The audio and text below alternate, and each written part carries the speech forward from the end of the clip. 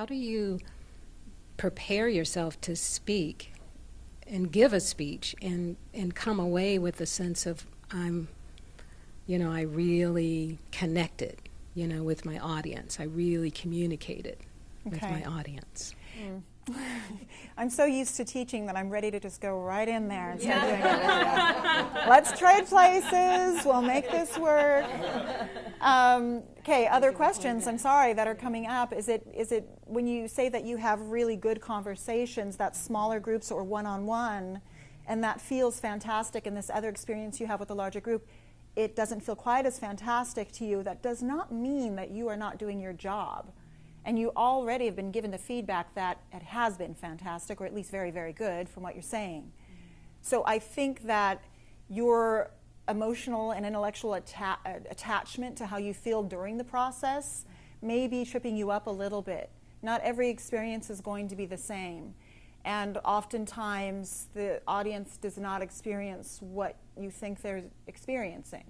And I say this to clients all the time who feel very thrown off by faces in the audience that are sort of like that, and then that they start to get in their head a little bit and nervous because they think that they're not being heard, when the reality is they could be really being heard. It's just that that's that person's personality, or that's how they listen, right? And yeah, I think that ultimately that kind of goes back to what I said about the ego. Take the ego and kind of put it aside and keep your focus on communicating the content. And think about what you can control and what you can't control. I can't control what the audience thinks and feels today. No one can. So the best you can do is really put your mind, body, your words into the picture that you want to communicate. And I think that to go a little bit further with that, the better speakers, I hate to use that, the speakers that we're really enthralled by, people who really motivate us, they tend to really ground themselves in what their message is. Why is it an important thing that people are hearing them? And what is that going to do?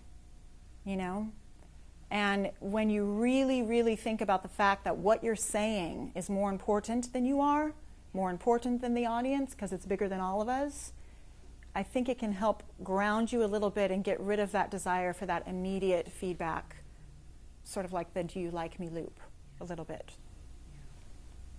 Yeah, I can see how that would shift things. Mm. Sure. Okay, thank you. Sure.